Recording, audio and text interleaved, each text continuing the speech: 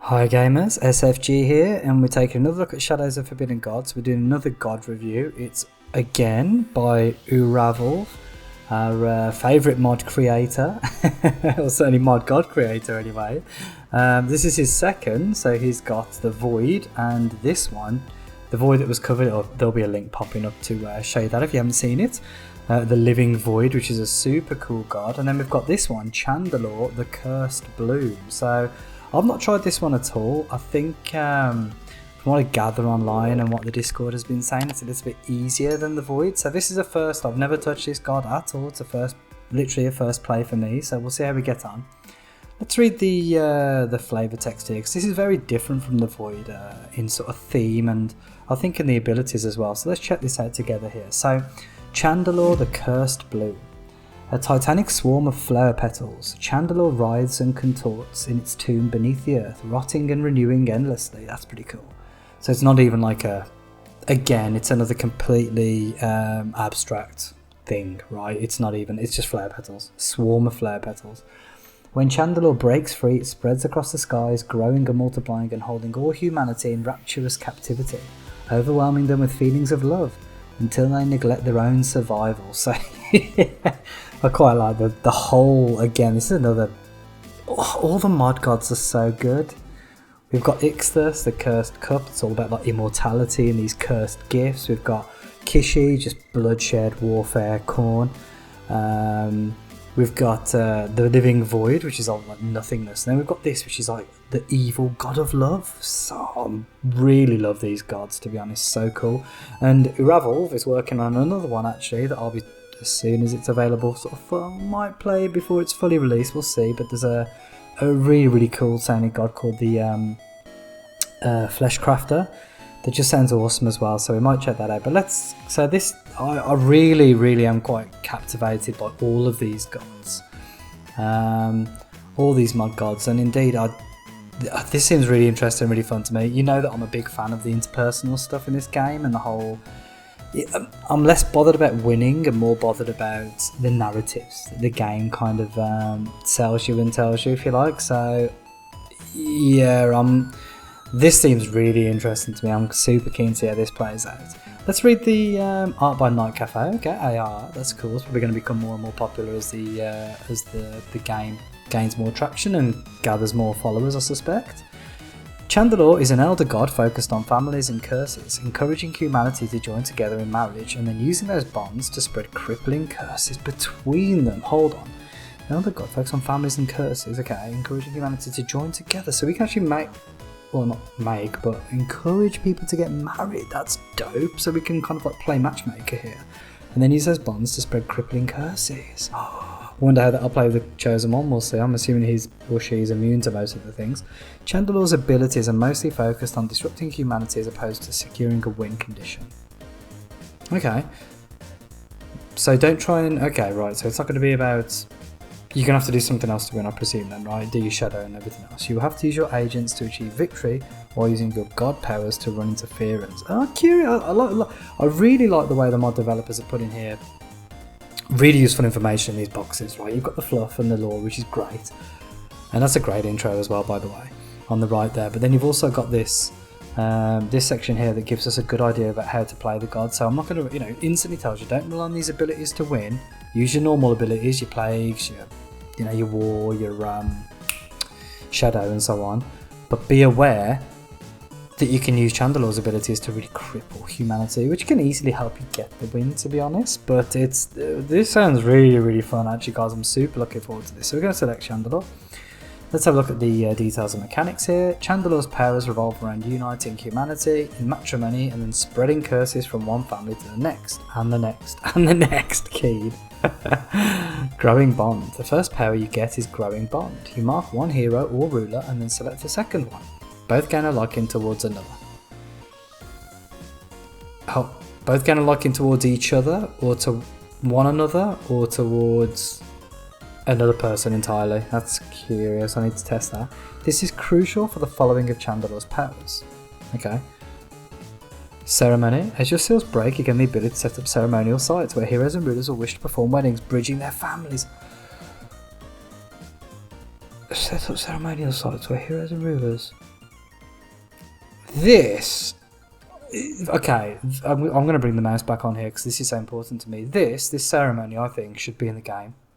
This, and maybe even this, forget it being a power, just let it be a random thing, right? But this and this, even forgetting Chandalor for a second, it's cool there's a god themed on him, I really like that. But this, for me, this ceremony could be, why can't, that's a perfect use for holy sites. Surely, right? A holy site is a place where you can perform a wedding, or even where there's a temple, I don't know, whatever. I love this idea, so I'm gonna, okay. Uravel has already contacted me on I'm recording this on the day that I released the Living Void video, and Ura has made contact on there, and has obviously watched the video and looked at the feedback there. Ura, I would love it. I believe there's somebody working on like general gameplay changes. I want to say Duplis, I think, the creator of Kishi's working on like a general, that obviously I'll get on that as soon as it's released, or as soon as there's something released, but he's working on a general game overhaul, so giving like a lot more challenges, giving rulers a lot more things to do, heroes a lot more things to do, just making the game a bit more complex and from an almost base level, I guess. Not that it isn't complex, but just giving these extra things that can make a bit of a difference, make the stories again expand a bit. If you can, I don't know if there's any way for you and Duplis to get together and put these in that mod perhaps, or even make a separate mod just with these in, because this, I would love it if I could just take that and put it with any god. I'm for sure going to play, obviously I'm going to enjoy Chandalor, but this I think should exist regardless. Like, why can't families get married? That makes perfect sense, right? Anyway, this will be a 3-hour video if I don't shut up, so let's move on. Blood Bond. To spread a curse from one family to another relies on your Blood Bond power. Use foresight and planning to connect the right families and virulently spread their curses until all humanity is afflicted. Cool. So you spread Blood Bond rather spreads curses through the families, it seems like. That makes sense. Winning. To win with Chandalor, I like the way this is just a separate line by itself. To win with Chandalor, you must use your agents to earn victory in whatever way you deem fit, like magic, shadow, whatever, while using your god's powers to cripple and slay humanity's defenders. Awesome. Right, I'm going to jump into the game. You know the crack by now with regards to this guy, so we can jump into the game. We'll check out the Supplicant picture, the art, the early game powers, the Supplicant's abilities, then I'll play a little bit, I'll jump in if there's anything super interesting, probably a marriage, I suspect, and we'll talk about the game, then we'll come into the mid game, then we'll talk about the end game, we'll see if I win or lose, and I'll give my sort of summary and any feedback I've got. So, right, that's the general premise. We'll crack on in a second, and we'll jump in once we're in a game. Okay, so let's take a look at our Supplicant Traits and the artwork here. I'll give you a better picture of the artwork in a second. Actually, we'll talk about the traits first. So, obviously three traits here. You got Enchanting Presence. This is probably the one I'm going to pick, by the way. Yes. So, Enchanting Presence is pretty simple. This agent's menace is always its minimum. What? That is super good. I'm almost tempted not to bother showing you the rest, but that's the one I think I'm going to pick. That sounds incredible to me. Keen on that. You've got Beguiler, interesting one. Every 5 turns you fill an empty minion slot with the Cell Sword. That'd be good early game, but it'll quickly taper off, I think, into the mid and the late game. It's also, I've yet to see, I haven't played with Chandalor before, as I said at the start, so I don't know how valuable that is. Whether you're going to be doing a lot of this in a general game, I very rarely need to use combat, so I don't think that'll be my particular choice. But if you want to go for a combat heavy game, maybe a war-driven game, or a bit more of an overt game, then that's a good choice. And then we've got Flowered Death. I think Uravel likes to put in the old death trait, so when the Supplicant dies they do something. You have one for the Void, we've got one for this too. When killed, place a weaker version of Chandalor's, or, I don't know what that does, but it tells you here, permanently reducing security and prosperity at that location. So they die at a location, it pops down that Chandalor's Or that would permanently reduce the security and prosperity. Can be useful, can be pointless, can be negative if you drop that, if you accidentally die on one of your locations. Let's say you've got a Dark Empire and you pop this, or you've just lost some prosperity there that could negatively impact on you. I don't know if Chandalor's Or is a good thing if you're in one of your own locations, or whether it's changeable like that, but that to me seems a little bit risky. Beguiler doesn't fit into my general playstyle, but I can see why this might suit some other people.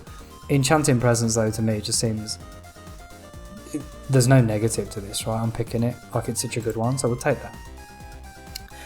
So The artwork, look at this now. Okay, I was like, well, it's a bit bland. You know, there's a guy with a hood and a mask and whatever, you know, can't really see his face. So, and I was like, oh, he's got quivers, that's a quiver and some arrows there. That's a bit strange. What are they about? Well, I'll tell you what they're about, guys. I think the purpose of that is to give you the impression that this supplicant is Cupid, right? Or Cupid themed, the arrows of love. Get it? So I was quite, oh, that's quite a cool thing. so well done, Uravel, for putting that in there. I quite like it. And I'm assuming the white motif is to kind of give the idea that it's like a wedding, right? In Western cultures. The bride often wears white, so it's, I guess, some link to that. I might be looking too much into this. It's a cool picture, but that's what I think it is anyway. Let's check out the powers real quick. Haven't even looked at these myself yet. Oh, we've got a couple here. Okay, sense loneliness, 0 cost. The lonely, the ones who bask in solitude. Chandalor preys on them all, worming into their minds like a parrot. Oh god, the text is so good. This power does not actually do anything. Right. Rather, selecting it allows you to see heroes and rulers without spouses, as they become eligible targets. Oh my! Must target a hero ruler without a spouse. Oh, I see! Right, let's check this. Click this. I can only click on... That is flipping. I've had to try very hard not to swear there. That is genius, actually. That is very, very clever. Look at this map. This map sucks. What? What on earth? Why am I on this? I'm miles away from anything. But who cares? That's a really clever... That is a very, very, very clever power. Oh, that's excellent, man. I very much... Oh, we'll cast it, but... King Kona. I wonder if I cast it. Does he still have the... Yeah! Oh, that's flipping awesome! That is very, very, very clever. So that's an easy way to see straight away on the map who you can cast through the powers on, right? Brilliant. Look, you can see if they're not greyed out. These ones will be married. You see? Anyway, next power. Move on. 1 power. Though it may hurt, mortals must accept their losses and move on to find happiness again. Oh my god. Cause a hero or ruler with a dead spouse to no longer be considered married to them. Simple enough. So I guess at the minute, if you don't use this power, they're considered like they grieve and they're not, you know, they're never gonna marry anyone else. What I like about this is it's very thematic, right? At the very start of when we're reading the god description, he was described as like forcing humanity to love so much they cock up, basically. This is perfect, right? It's like, oh, it's the gift of accepting your grief and moving on from that and becoming stronger and better for it. But actually, it's a way of me worming my little tendrils into your brain and screwing you up. Very, very cool. Probably necessary given the god, but very cool. And growing bond. With so many dangers in the world, it is no wonder humans often turn to one another for comfort. Slowly, something blossoms between them. Blossoms and Chandalor, the whole flower motif. I like it. It's really strong. Thematically, Ura is very good at making gods very thematic, I think. All the mod developers are, to be honest. Let's be real about that a second. But even in the flavour text and stuff, I really like this. I think it's very clever what he's done here. Mask a hero. It is a he, by the way. Ura, I've asked it. He is a he. Mark a hero or a ruler, then use this power again on someone else to make both gain a liking towards each other. There we are. So it tells you here. On someone else, if possible. Cool, cool, cool. Okay, interesting. So I think, you know, we can see there the initial powers. I'm going to have a little play. I think I'm going to do what I would be. I'm not going to bore you with it on screen, but what I would do in a game of this, what I recommend you do when you load up the game is look at I can't remember which F it is, but there's a house. This is the one. Look at the house map view. And you want to have a look at how many rulers and heroes different places have, and you want to start targeting these, right? 9 rulers, 5 heroes, 8 rulers, no heroes, 14 rulers, 4. These are the houses that you want to start corrupting. I think these are your targets. Use this view, so it's house F3, or just click on this icon here and click on house, and that'll give you a really good starting point with this guard. But I'm going to play a little bit with this guard. We'll cut back in a second and we'll see how we're getting on, and fingers crossed we could do some damage. I'll show you if there's anything obviously crazy happens, and but otherwise we'll pop back in the mid game. Right, I'll see you in a second. Okay, this is cool as. So you can see on the right hand side here a little message, marriage. Let's just click on this and see what it says. So turn 124 here, there's lots of powers to go through, but I'll cover them in a separate section in a second. But so here's this marriage. This is what Chandalor is all about, and I've managed to do it. Took me a little while. I did have to really well, I'll talk about it actually now, but yeah, it's a bit tricky. But Baroness Lian Bashi and Baron Yuhan Daezal have spoken their vows and are bound together in holy matrimony. Their houses are now joined together through them.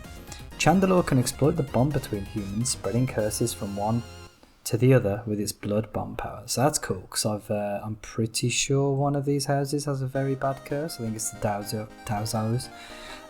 So this is what Chandalor's all about, right? Getting people to marry and then spreading those curses between them, between the houses as you see fit. Now to do this, just to sort of cover some bits and pieces, because there's some things that the game doesn't tell you. I said the game, the mod doesn't tell you. So, right, what I've been doing is I've been like effectively making these various characters like each other through the power that allows you to do so.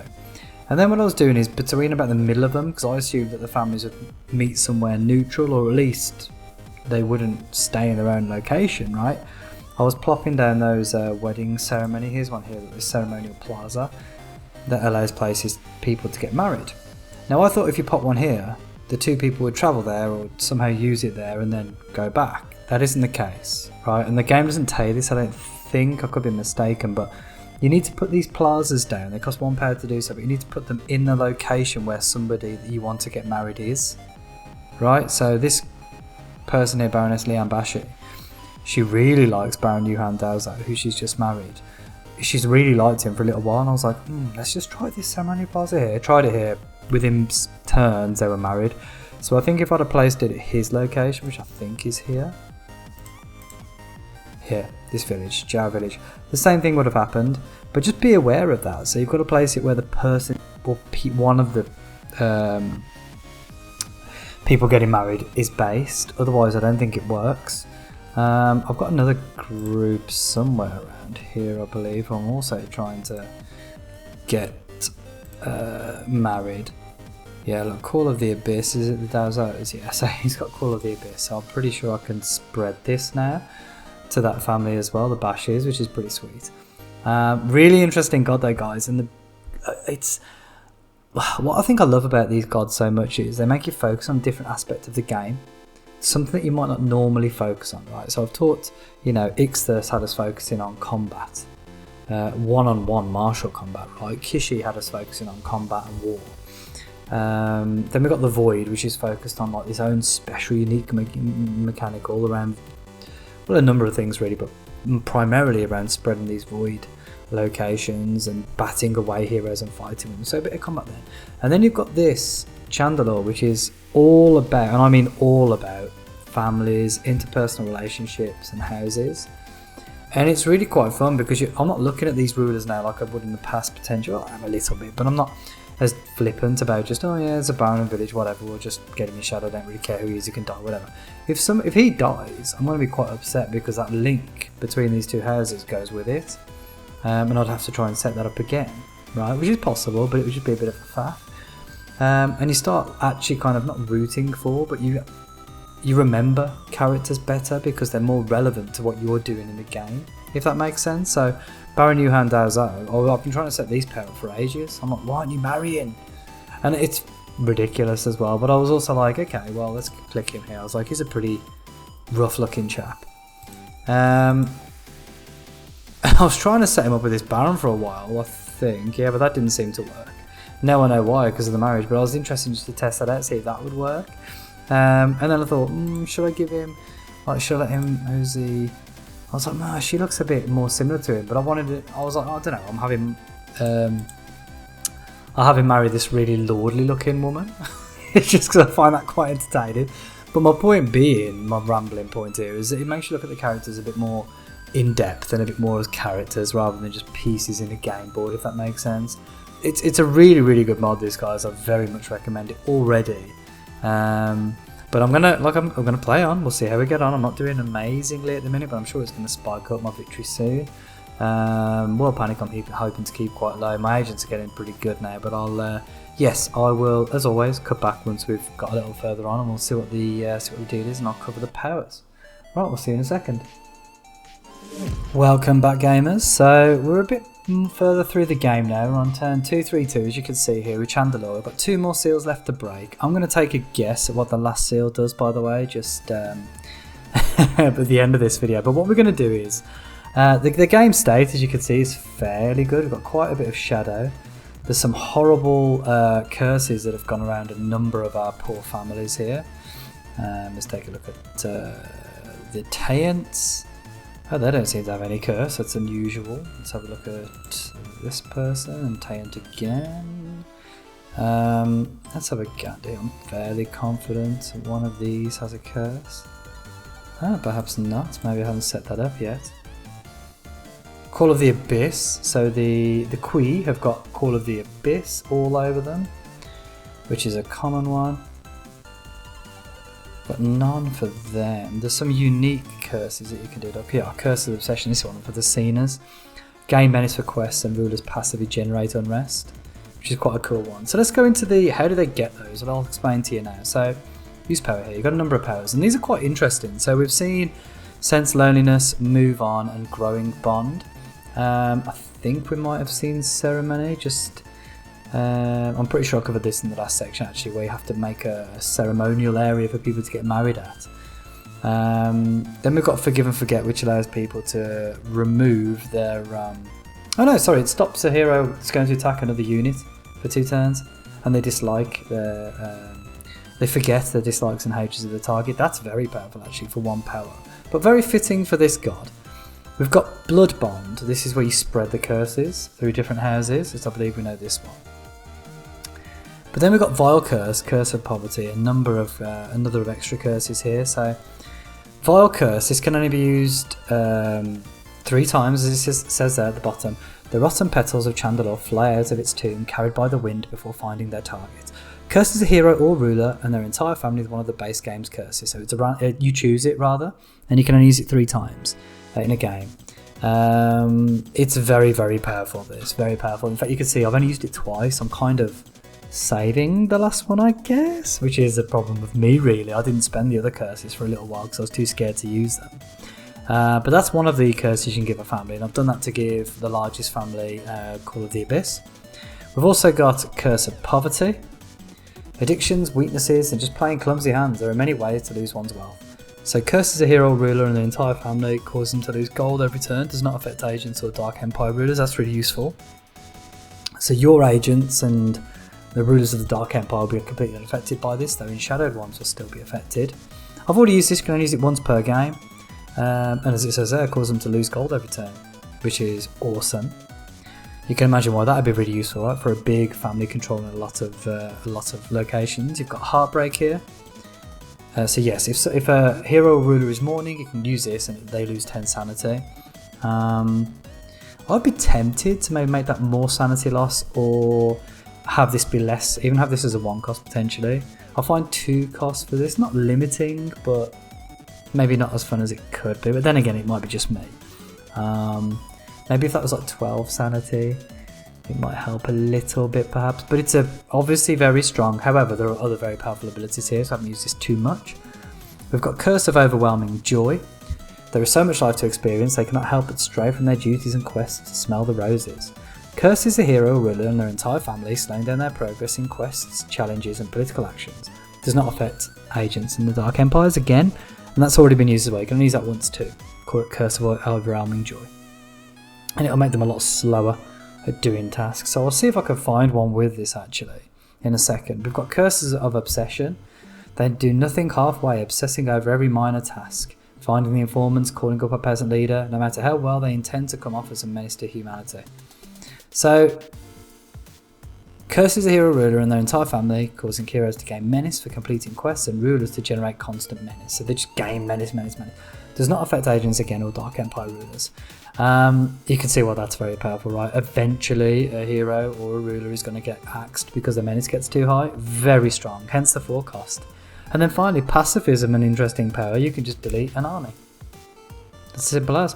The horrors of war are beyond humanity's ability to describe. It is no wonder they would lay their arms aside and suffer such horrors and inflict such atrocities. Destroys a human-controlled army by causing the soldiers to disband. See you later for 4 power. Really powerful. I reckon if there is another power, and I think there will be, there's 2 seals left, I reckon the final power will be to automatically wed 2 people, perhaps. Just force them to get married, rather than have to go through the rigmarole of setting them up, as it were. Could be wrong. It might be a very, very powerful curse, but just generally what I found towards, as I'm going through this game, towards the mid-game now, this god is, to be honest, for me, personally, it's a very personal thing, but I think this god is the most fun. Of all the gods, including the base game gods, maybe only excluding, personally, Asta. And the reason I love Asta is very similar to this god. It's all about the interpersonal stuff and about the chaos of the interpersonal narratives that can spiral out of control with madness. With this god, it's less about madness and more about, look at this menace, by the way, 32 here, chipping up so quick. Is that the obsession one? Yeah, gaining menace luck. So this mage is going to be killed at one point. But yeah, apologies, to get back on track. It's so fun just to meddle with humanity in this way. You're not destroying them or absolutely flattening them. What you're doing is you're building these branches, these family ties with different members. And then you're spreading these various curses and other things are starting to happen then on the back of it. And your general plans then go better because humanity is so busy just dealing with all these curses. I think it's probably overpowered, if I'm honest, but I don't care. It's so fun. I think this would be if you're a new player to Shadows of Forbidden Gods, and I'll do a proper summary at the end, but if you're a new player to Shadows of Forbidden Gods, I highly suggest getting this god. Maybe just after you've won the game for your first time, get this god and play, because I think this will really help explain some of the deeper mechanics to you in terms of how families interact, why heroes do things, why rulers do things, some of the abilities around deep ones. It's just got so much to it. And it's all interpersonal stuff, which is, again, personally, that's my favourite really part of the game. I do like the global stuff. I do like, the massive wars. I do like the destruction and the terror and the big units that do big things as well. That's kind of cool. But ultimately for me, this is a narrative kind of game. And this particular god, Chandalor, lends into it perfectly. Perfectly. So, highly recommended, guys. Have a look, see what you think. As you can see, what's great is the Victory and the World Panic are actually not neck and neck. This is very rare, but they're actually just jumping up together as things happen, and it's largely due to World Shadow, but there's not really, the heroes aren't doing very well combating that because they're too busy doing other things, turning to fish, spreading various things, doing other, trying to combat the spread of fishmen, trying to kill each other, etc. I really do rate this as far as interpersonal conflict is concerned and just making humanity rip itself apart. I don't think you're going to get much better than this god, honestly. Apart, again, maybe Asta, but it's a different style. This is doing it in a much more precise way, a much more directed way. Asta's a lot more random.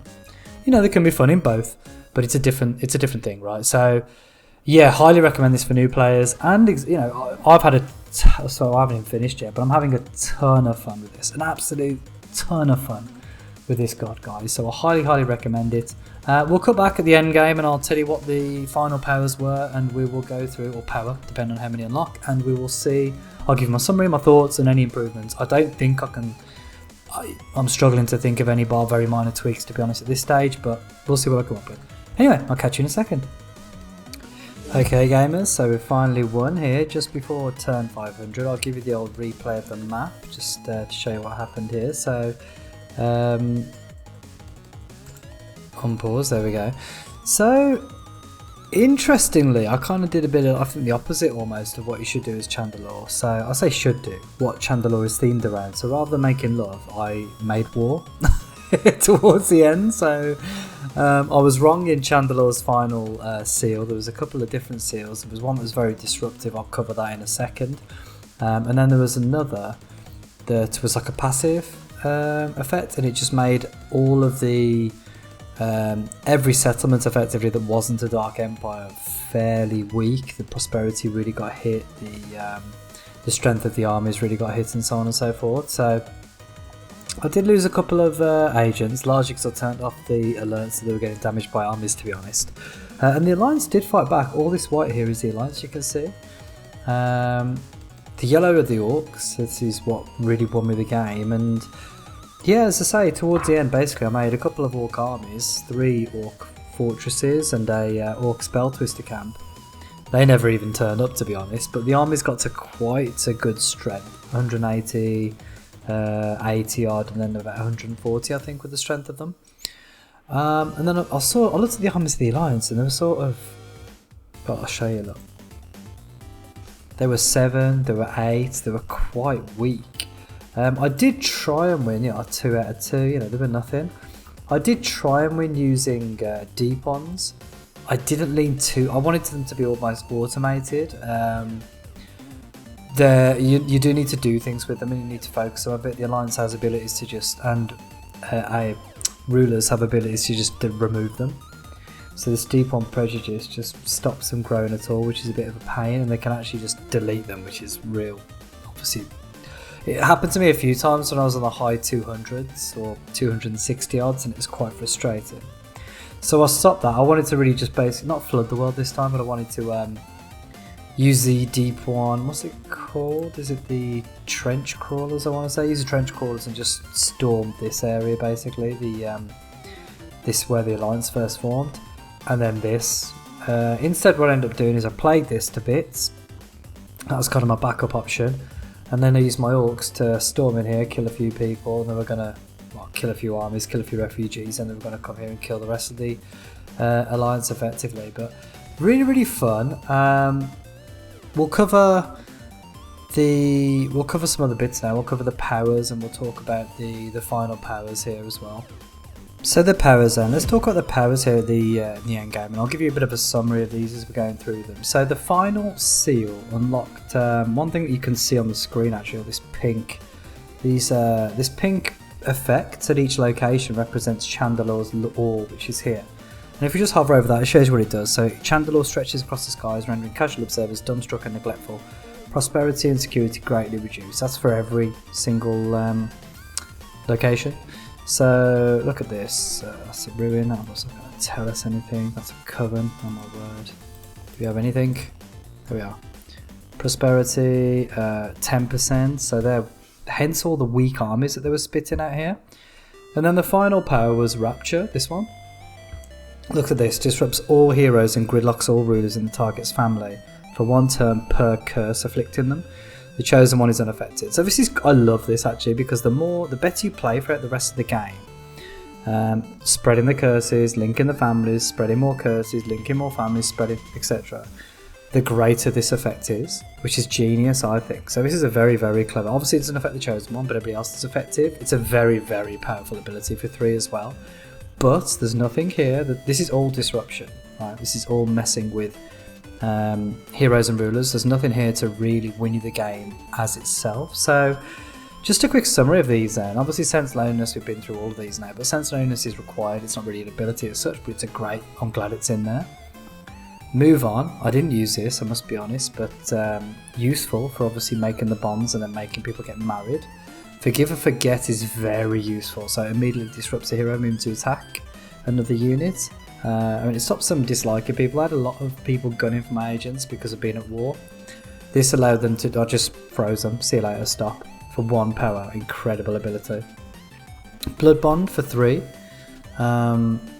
spreads the curse, very, very useful, but kind of part and parcel of the other abilities really, such as Vile Curse, which is, I only used it twice, I used it thrice in this game, so you get 3 goes at this, and you can give a hero or ruler and their family one of the base game's curses. So there's 4 to choose from. You've got obviously pick 3.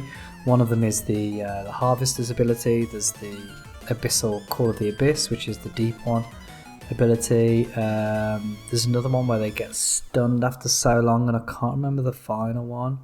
I don't think it's great, the final one. Curse of Poverty causes them to be poor, obviously. It makes them lose gold every turn. I'd like to know how much, but apart from that, great. Heartbreak, lose sanity if you're mourning. That's very useful. I did use this quite a bit as well. Curse of Overwhelming Joy makes them much slower at completing quest challenges and political actions. Very, very useful. The whole family again, which is great. So these, the Curse of Poverty, Curse of Overwhelming Joy, Vile Curse, they're great, and you can only use them once. Maybe if there was some crazy thing you could do to make them, to use them again, I guess. Because once you've used them, I found times where I had a glut of power because I was like, okay, I've used this now. Right, what else is to do? Curse of Obsession, similar sort of thing. They gain Menace. And again, once you've spent it, it's gone. Pacifism just deletes an army. Amazing. And then Rapture, which we've discussed. So you end up using a lot of... I use Rapture obviously a lot towards the end game, but it is... You know, it's... That's it, really. I'm a bit lazy, really. I stopped using Ceremony as much, but this is... fantastic ability, Growing Bond as well. Both of these, however, are limited by how many non-married people there are on the board and what suitability they are to link together. So it does become a bit tricky. Same with Blood Bond, really, as well. Now, it depends how many curses the family has that you want to spread to other families and then spread it again and so on. But it can be, I could see that really sort of snowballing quite a bit and using it a lot. All of these powers are useful in some way or another, which is fantastic. I don't think I've ever said this about any god. All of these are useful to one point or another. Some are more useful than others, and some are kind of, you know, you'd use them once and then you're done with them. They're all really useful, and that's a great thing to have in this game, to have powers that are all useful in the game, and most of them are useful throughout the entire game as well, which is fantastic. So those are the powers. In terms of how this god plays, I think I've already mentioned this, but I think for me this is a perfect god to choose. Download this if you're new to the game, download this and give it a go as your second playthrough once you've completed a playthrough with She-Hulk Feast. Play with this god because I think I don't know if it's on purpose it does this, but it does teach you many of the base game mechanics in terms of the interpersonal relationships, forgive me. It also, because Chandalor is so flexible in that you're just ruining the heroes and the rulers, you can do anything you want. I could have done magic this game, deep ones I've mentioned if I'd have been less lazy with them, orcs, warfare, Dark Empire. It lends itself to any and every way of winning, method of winning. So, you know, insanity, shadow, destruction, whatever you want to do, whatever flavour you want of destruction here, you can do that with Chandalor, I think, which is great. And it's just so fun as well, I think, just messing with heroes and rulers, getting them together, and then, you know, ruining their families. Basically, it's like a really, really fun what's the word I'm looking for? Gameplay loop, I think. In terms of what agents suit this god, again, you've got full flexibility here. You know, you can pick. One thing I would recommend potentially is having less people from families. So, like, you know, have warlocks, I think. Basically anything other than supplicants, courtier and trickster, I believe, because they all tend to have families if I'm not mistaken. But any agent's useful with this god, any and all agents. I think I've used all of them at one point or another. Let's check this out. Yeah, look, I've used all of the unique agents apart from Fisherman, Cursed and Monarch and the Buccaneer, because she's quite tedious to get. I don't think I used I did use a Warlord. I've used all of the generics and all the rest of the uniques are gone, so tons of options. You can lend into Holy Orders with this god if you want to go that route. There's so many ways to play with Chandalor. I mean, any way you could think of. All the base game ways to play you could play well with Chandalor, if that makes sense, because of the disruptive nature. And I think, now how difficult is Chandalor? I think Chandalor's fairly easy compared to most of the gods, but that's not a bad thing. It's sometimes fun to have some easy gods, and most importantly, Chandalor for me is fun. It's about the interpersonal grief, and you could just do some really crazy things, like make you can make characters that, like, I don't know, a woman that marries one person, she goes in, gets a bit twisted, maybe kills the person, goes insane, marries somebody else, kills it. You know, you can have these whole spiraling effects of just absolute insanity. I don't mean that as in insanity the game mechanic, I mean insanity as in like they're crazy, some of the events that you could see. I mean, I had people turn into fish ones left, right and centre. They were getting married to other people. You know, it was just off the... You know, look at this. You know, all married to fish people in marriage together. It was absolutely chaos, and I love that personally. So very, very fun. Probably a little bit easy, on the easier side than certainly in the Void, but that's not, like I say, that's no bad thing. I think if you're a new player, you will very much enjoy Chandalor, and it will teach you a lot about the game without it feeling like work, which I think is important as well. So have a look at that, see what you think about that. I guess my summary, what could I suggest in terms of feedback for this god? Very little, I've got to be honest. There is very little I dislike about this. I think the only thing I could beg for is that some of these things are put into the base game or put into a mod that is not god reliant, right? I want to see people moving on, growing bonds, getting married, getting divorced maybe, having feuds. I want to see that anyway. And I feel it's a bit of a shame that we have to do that through this. It's not a bad, I mean, it's really fun, as I've explained. So shame is the wrong word, but it's a shame it's limited to Chandalor. For me, that should just be part of the game. It's so much sense to me that it is. How would I, in terms of the most viable tactics, I think once the prosperity is here, I think warfare is definitely one of them. I think magic is a very, very good alternative as well. Like I say, pretty much any strategy will work with Chandalor, I feel like. Any other feedback I could think of for Uravel? I don't think so. I really rate this guy. I think it's a very, very, very clever. Not quite as flashy. There's no big monster going around killing things. There's no, void sucking everything into the abyss. But it's a different kind of game, right? You're winning through peace. Well, you don't have to win through peace, but it's the god of love, and obviously through that comes, it's a different style of play, and I think the way it plays is absolutely perfect for the god theme and the mechanics of the god. So I think I'll end the video there.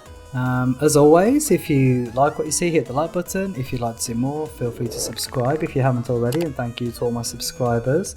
Thank you to Fed and Canned, my member. You'll be popping up now on screen as always. And if you want to become a member, there'll be a little picture showing you how to do that in a second. I'm going to be there's another god that Uravel is working on that I'm going to cover, hopefully. I need to cover the main new god that's coming out as well for the base game.